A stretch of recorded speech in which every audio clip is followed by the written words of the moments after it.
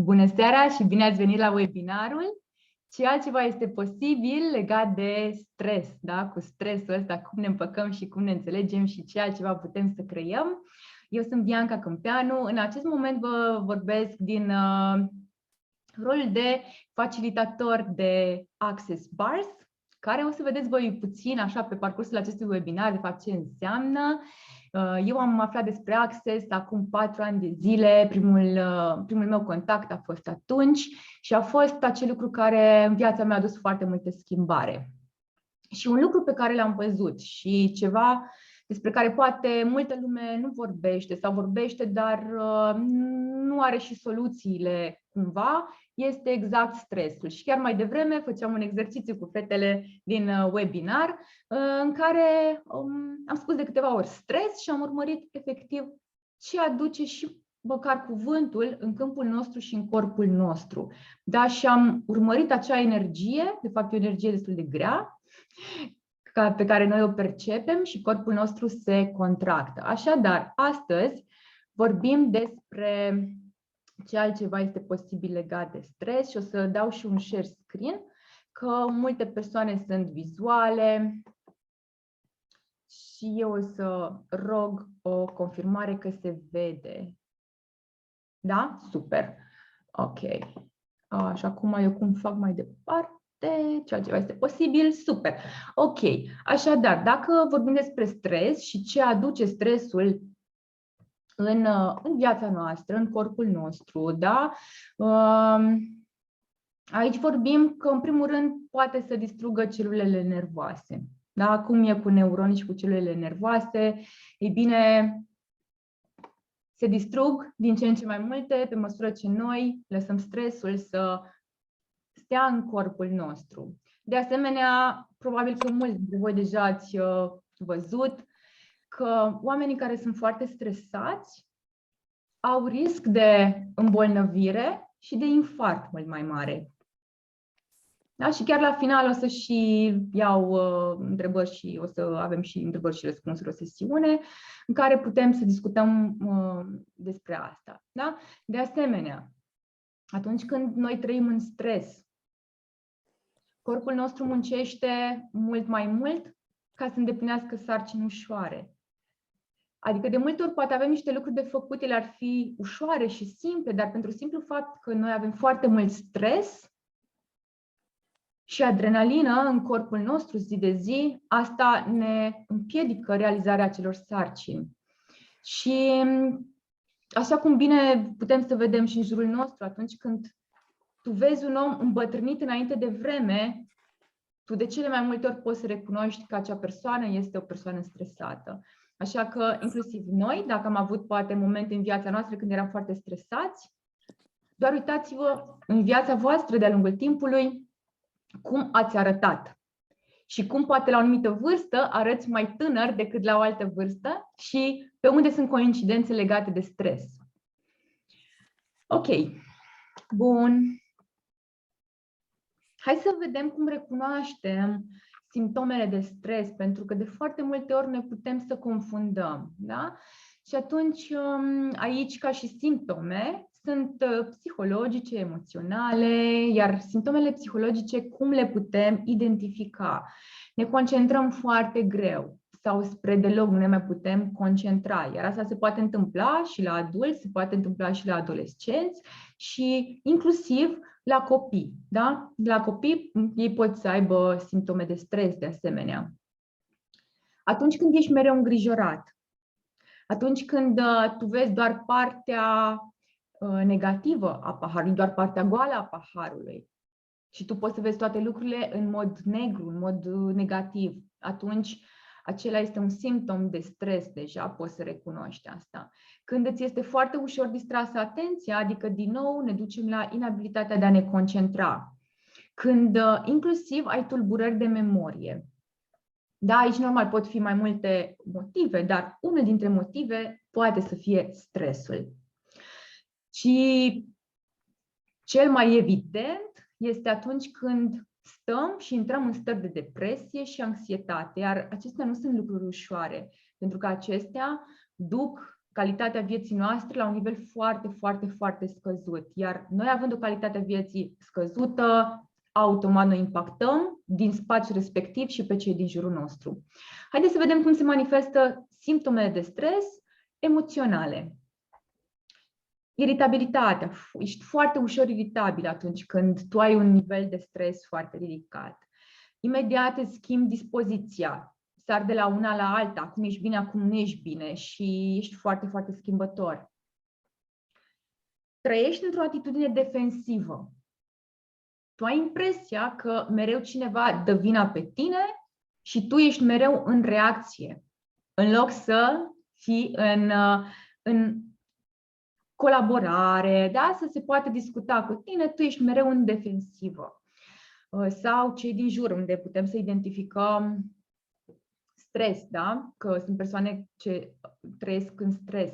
Lipsa controlului. Tu nu poți să ai controlul vieții tale, a gândurilor tale, a emoțiilor tale. Și șanse mari că este un grad de stres acolo. Stări de furie, lipsa încrederii. Oare cât de multă lipsă de încredere vine de la stres? Și asta pot merge și invers. Ok. De asemenea, atunci când tu ai simptome de stres la nivel fizic, poți să simți foarte multă suferință, foarte multă durere, inclusiv mușchii tăi pot să fie foarte încordați. Te poți trezi că îți scrâșnești din dinți sau inclusiv noaptea tu poți să tot scrâșnești dinții și noaptea și pe timpul zilei. De asemenea, poți să fii constipat.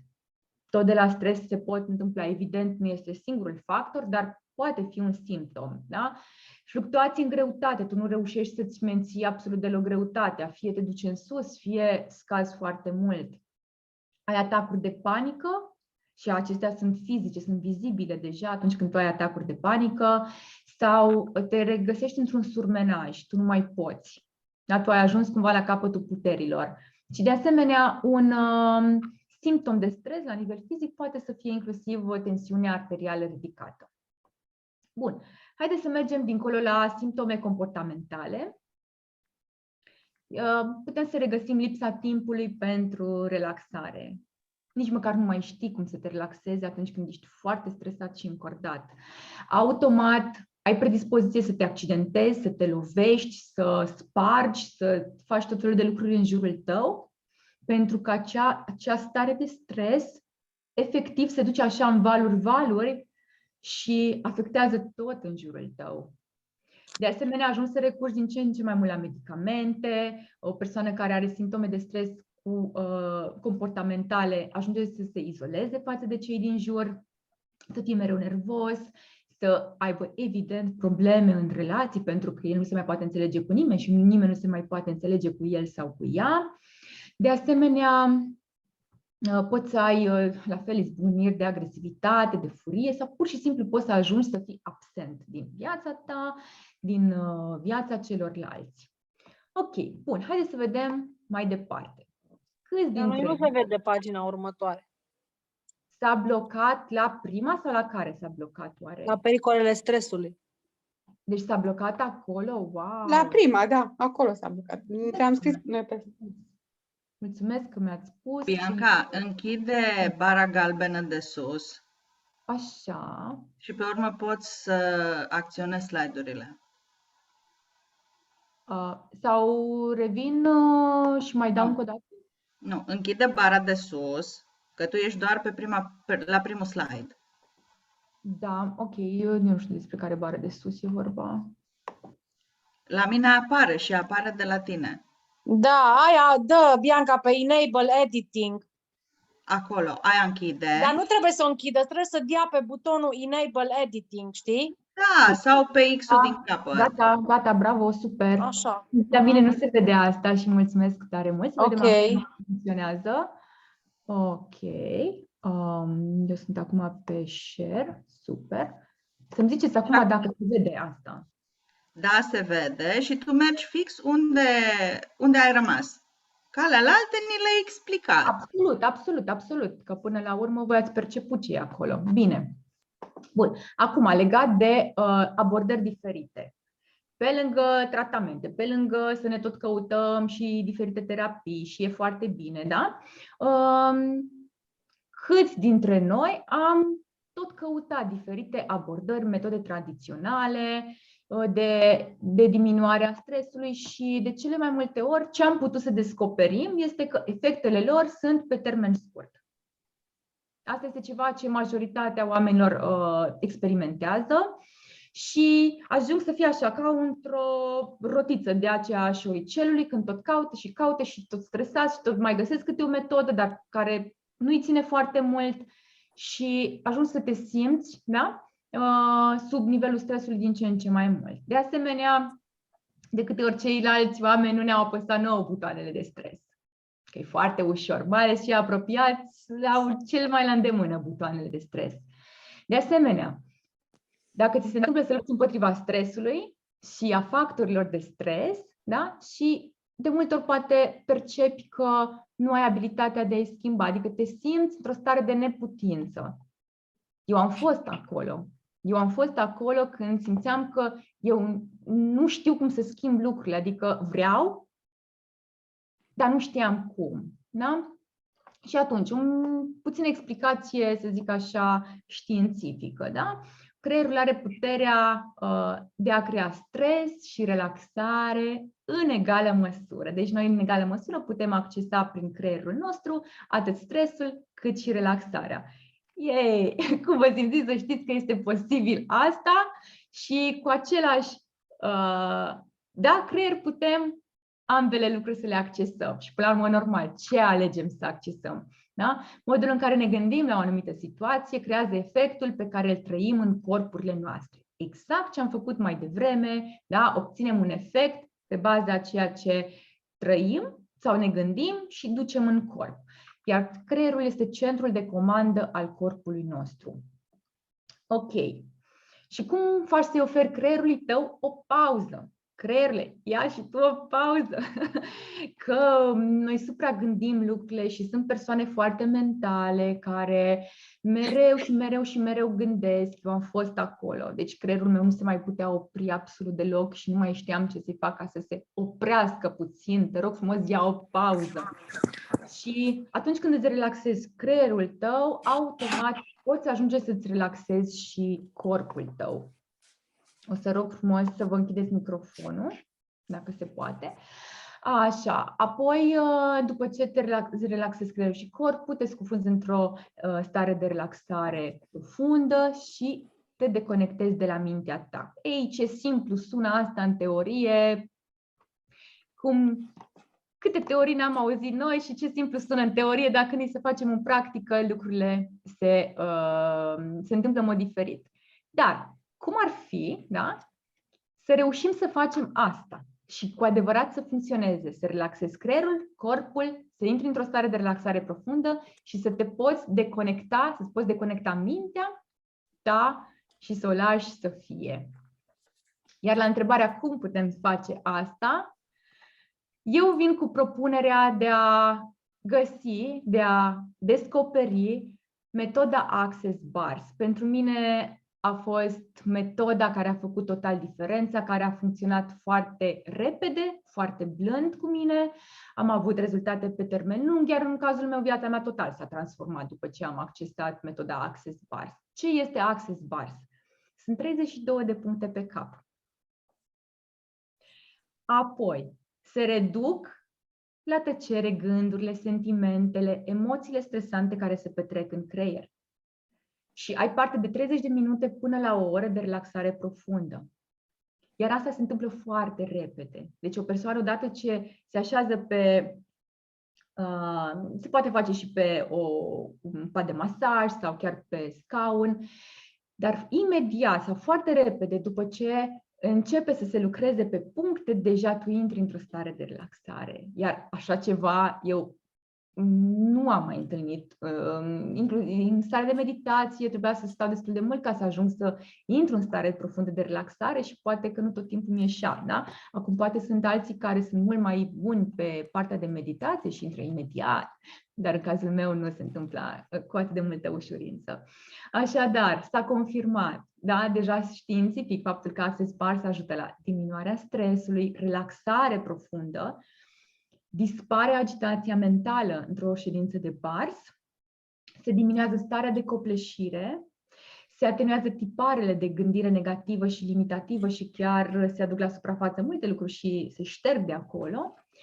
Se îmbunătățește starea generală de bine, tind să fii mai fericit, mai entuziasmat, te întrebi de ce și cum. Chiar recent, acum 2 zile, povesteam cu cineva care tocmai a avut o ședință de bars, oferte de mine și făcută de mine și a spus următoarea zi: eu mă simt așa foarte amuzată, și era nu foarte bine când a venit, adică să ne înțelegem, nu era deloc cu zâmbetul pe buze.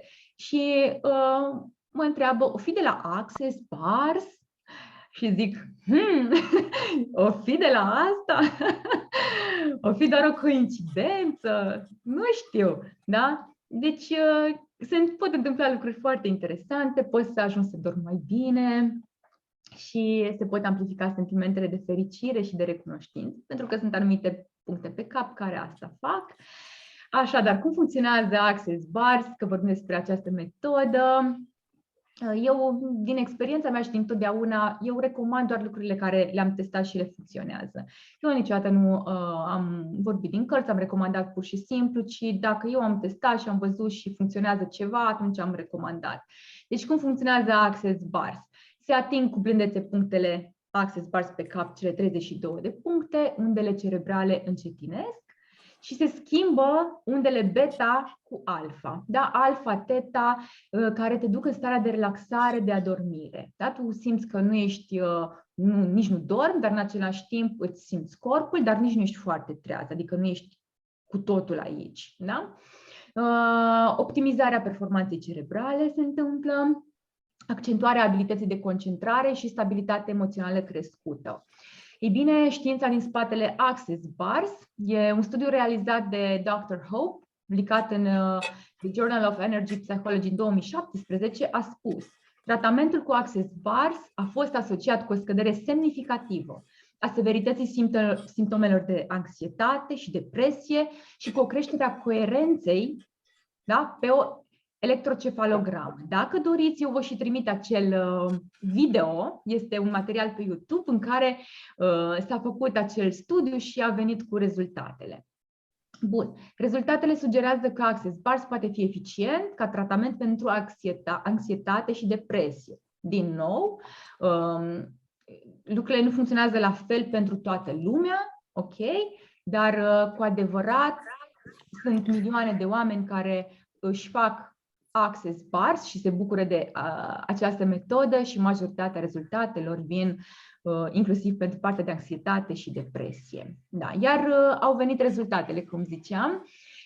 Rezultatele studiului au arătat că severitatea simptomelor de anxietate a scăzut cu 84,7% în medie. De asemenea, severitatea simptomelor de depresie a scăzut cu 82%. Adică voi vă dați seama despre ce procente vorbim aici, da? Toți participanții au prezentat o creștere a coerenței cerebrale. A dus acest lucru la o schimbare semnificativă? Cu siguranță că da. Dr. Hope a mai descoperit că participanții care înaintea ședinței de Access Bars, da, o ședință de 60 sau de 90 de minute, au raportat un sentiment de eșec în trecut sau au experimentat autocritică, pierderea plăcerii și agitație, au declarat că 100% din aceste simptome au dispărut după această sesiune. Like, așa, se pot întâmpla niște lucruri și eu vă sugerez să nu mă credeți pe mine pe cuvânt, nici pe Dr. Hope, nici orice studiu, ok? Eu vă sugerez și vă recomand să vedeți cum se simte pe pielea voastră când alegeți, da?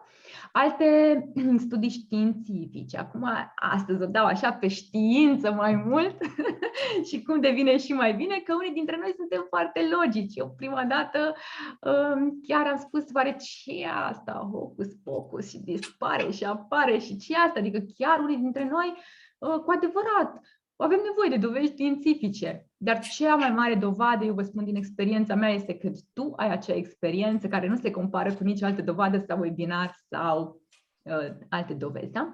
Bun. O cercetare din 2015, da, condusă de Dr.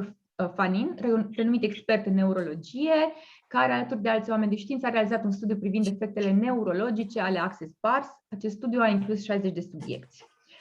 Bun, ce s-a făcut? S-a măsurat undele cerebrale ale participanților, evident, înainte și după, ca să se poată vedea un rezultat. Studiul a evidențiat că sunt efecte similare asupra coerenței cerebrale, da? Cu privire la care 85% dintre subiecti au indicat o creștere. Interesant, da? Pentru majoritatea s-a dus în procent de 85% creștere. Dr. Fanin a descoperit că Access Bars are un efect pozitiv din punct de vedere neurologic asupra persoanei care primește ședința, efect similar celui înregistrat la persoanele care meditează la nivel avansat și că produce aceste rezultate imediat. Este exact cum vă spuneam, adică este acea stare de meditație profundă, dar acea stare de meditație profundă care poate unii ajung doar după ani de practică. Iar printr-o ședință de Bars se accesează acea stare foarte repede și chiar dacă persoana nu are experiență în a medita. Viața devine o întreagă meditație cu Access. Așadar, aici vorbim despre ceva care nu s-a inventat de ieri de astăzi și are o acoperire internațională. Astea sunt doar așa ca să aveți informații despre ce înseamnă Access, da? Este oferit în 174 de țări, sunt peste 10.000 de facilitatori de Access Bars la nivel mondial și 330.000 de practicieni de Access Bars. Wow! Și dacă ești acum așa auzi pentru prima dată, zici, și poate te întrebi, dar cum atât de mulți și eu nici măcar n-am auzit niciodată în viața mea despre așa ceva? Ei bine, da, primim informația când cu adevărat suntem pregătiți să o primim și să o folosim. Apoi, a primit recunoașterea din partea guvernului brazilian ca fiind o măsură de prevenire a fenomenului de burnout, da, care este deja foarte popular peste tot și este foarte, foarte bun pentru acest fenomen. Este oferit în numeroase spitale, cu adevărat orfelinate, în școli, clinici pentru veterani, tabere de refugiați din toată lumea. Este o tehnică și o metodă care ajută atât de mult încât este introdusă și în aceste locuri. Bun. Și acum iar avem o pauză.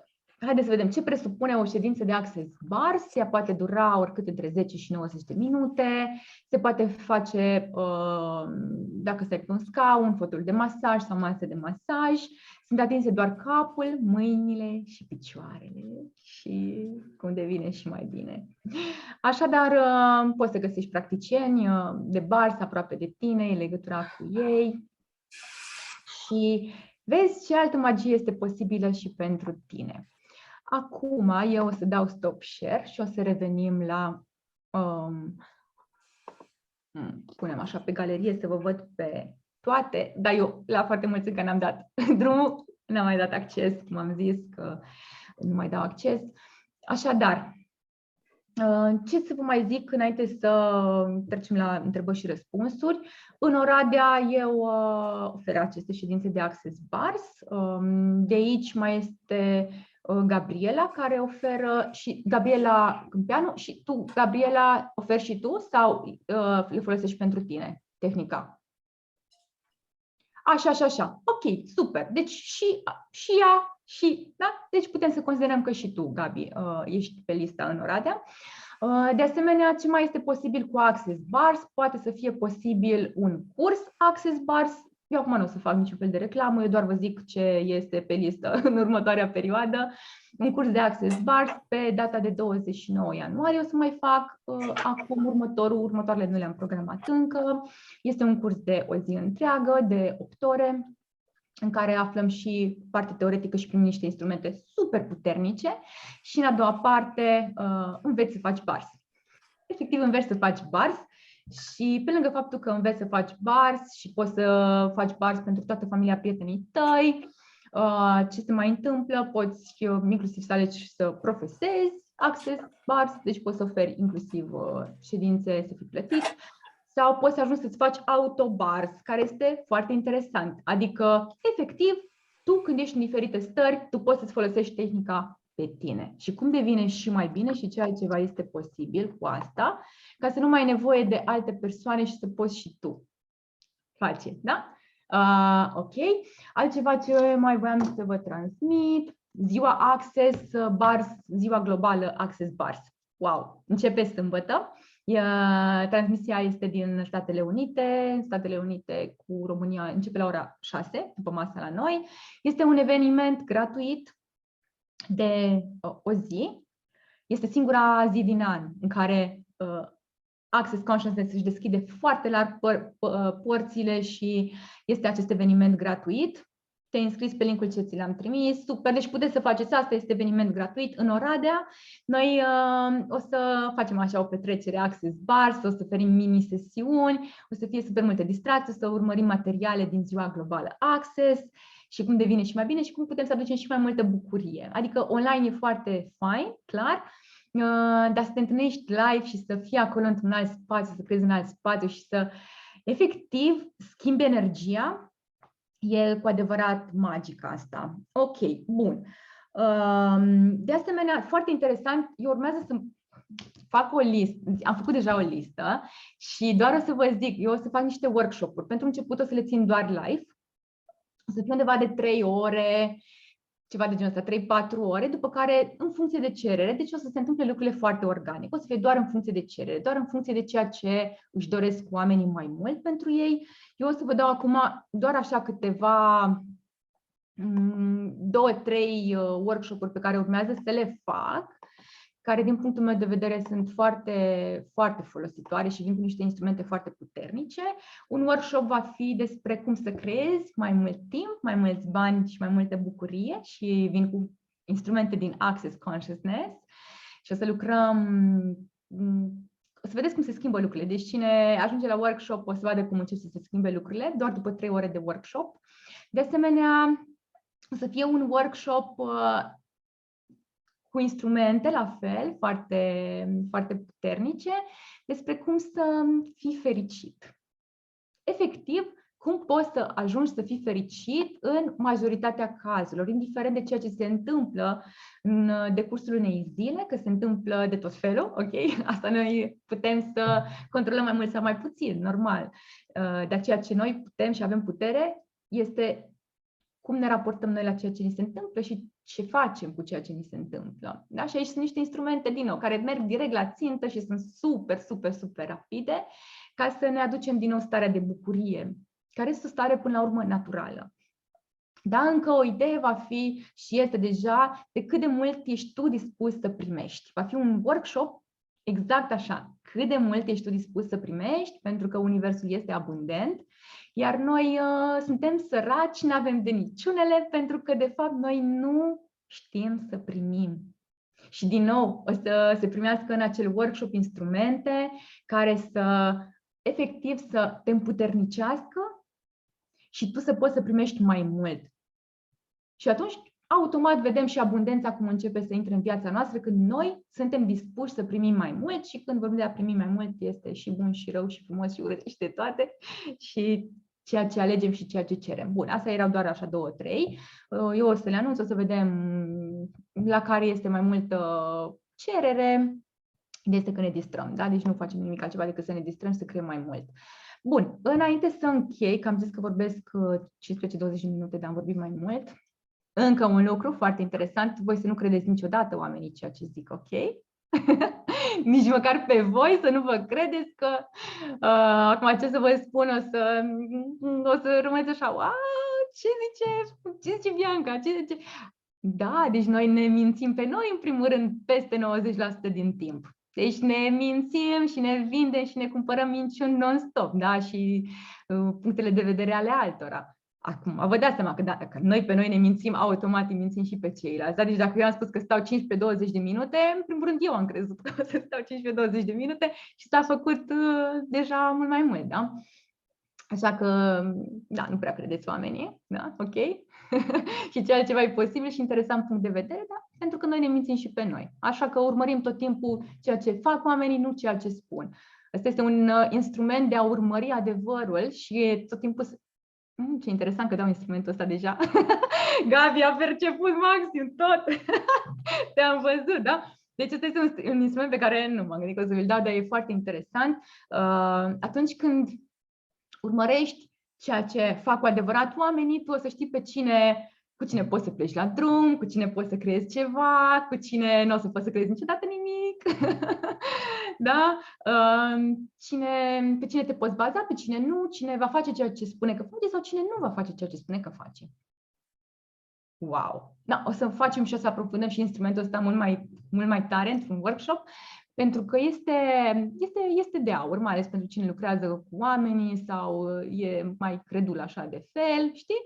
Adică e un mega instrument. Asta nu înseamnă să nu mai credem pe nimeni, doar să fim în permisivitate. Adică, ok, el ce spune, ok, asta crede acum, dar eu pot să mă întreb dacă ăsta este adevăr sau nu este adevăr, sau eu pot să văd un pic dacă el a făcut sau ea a făcut până acum ce a zis că face și pentru mine este foarte simplu după aceea să-mi dau seama dacă va fi o relație fructuoasă de ambele părți sau nu, ok? Bun. Au puncte de vedere interesante. Foarte interesante, puncte de vedere interesante, totul este doar un punct de vedere interesant. Exact, ăsta este un alt instrument. Ok, super. Înainte să închei, eu aș vrea să o invit poate pe Gabi, pentru că știu că de aici, din acest webinar, sunt câteva persoane care deja au testat metoda Access Bars și așa din inima voastră, din experiența voastră. Dacă puteți să împărtășiți ce s-a schimbat sau ce v-a adus vouă metoda Access Bars. Gabriela Roman, dacă... Da, cu mare drag! Bună seara tuturor! Bună seara! Aproximativ de 5 ani am învățat Access Bars, procese de corp. Fundația nu am făcut-o pentru că am făcut foarte multe procese de corp. Și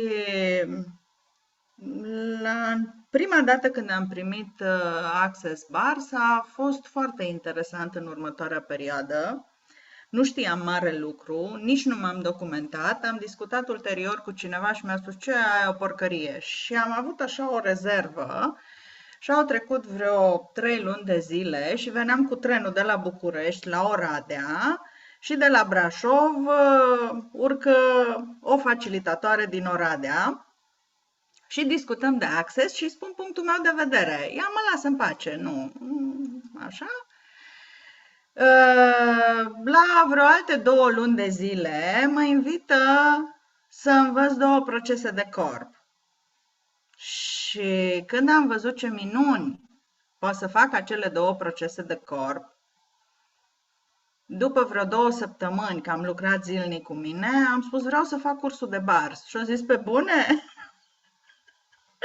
Și am învățat bars. La început am mers la schimb, aveam și cu cine să fac schimb, chiar la mine acasă, mai mergeam și la facilitatoare, unde era un grup de 6-8 persoane și prin rotație ne făceam unii la alții. Și am spus, da, ce, eu sunt mai fraieră decât alții, eu nu știu să-mi fac mie, că doar tot aia îi.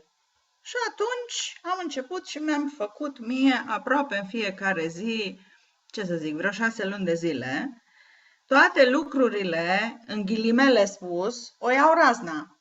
Ai senzația că ești un neînțeles, că parcă n-ai fi de aici, parcă ai fi de pe altă planetă, vezi totul din alt unghi, vezi totul, nu știu, uite așa, cade fisa la secundă, se așează toate doar în momentul în care trimiți intenția și gândești și, din punctul meu de vedere, vorba Biancăi, e cel mai dintre cele mai.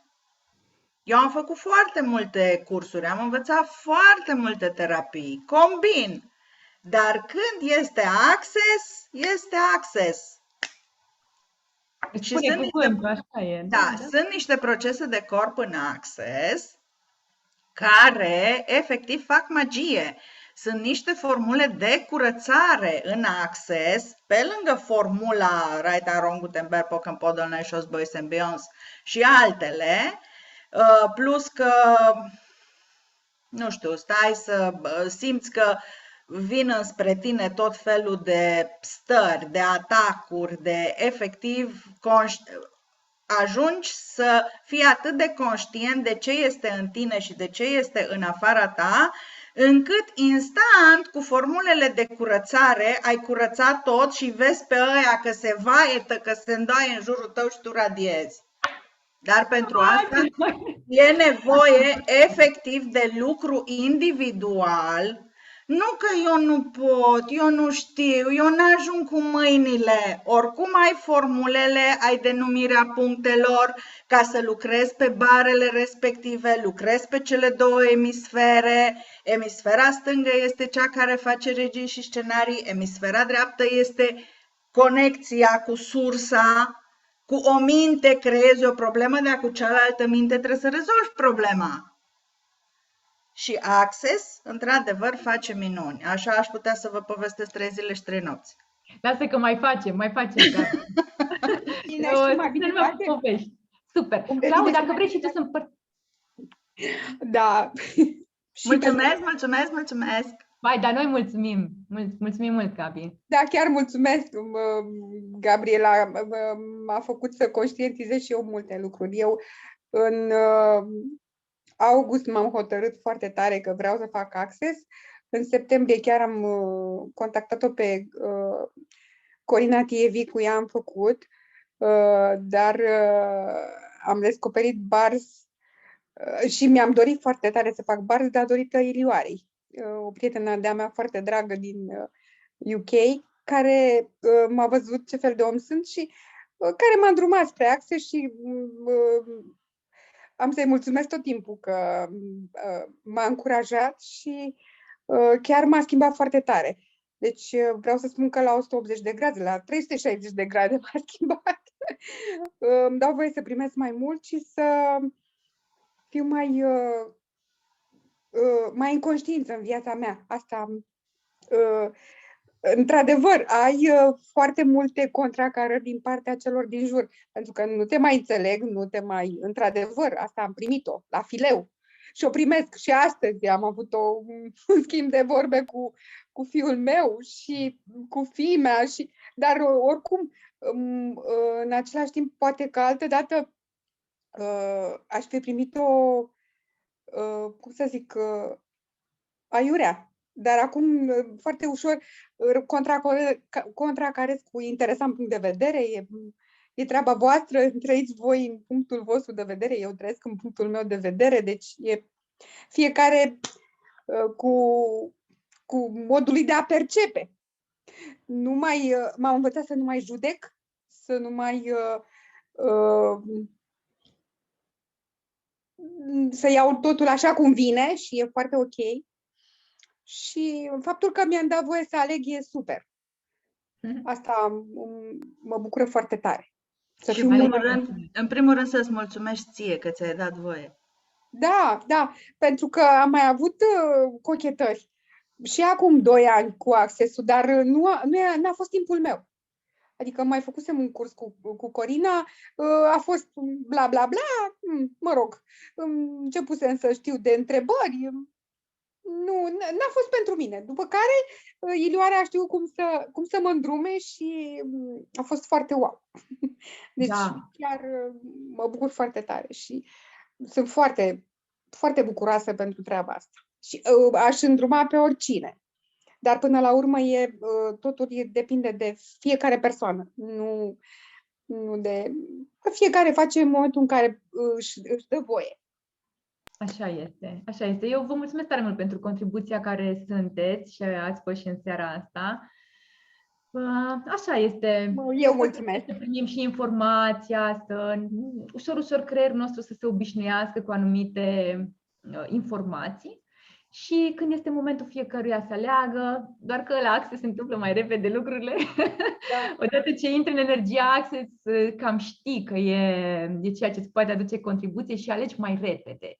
Eu asta am observat și am mai multe cursuri făcute în Access, adică da, și mereu e la un alt nivel tot ceea ce se întâmplă și accesăm și altceva. Super! Mulțumesc că din nou am fost în seara asta împreună. Sper din inimă că am fost contribuție unii pentru ceilalți, ce altceva este posibil. Exact. Și eu o să vii și cu niște propuneri de ce ar putea să aducă contribuție, cine ce alege, e perfect în regulă, totul este doar un punct de vedere interesant. Și ce altceva putem să creăm mai măreț în viața noastră decât este acum și ce alegeri și alte alegeri putem noi să facem. Seară minunată, cu entuziasm, cu bucurie, cu recunoștință și mai multă prezență și conștiință. Vă pup, vă îmbrățișez. Seară frumoasă. Mulțumim, Pa, pa. mulțumim! Seară magică, mulțumesc, mulțumesc, mulțumesc! Pa, pa! Mulțumim, pa, pa!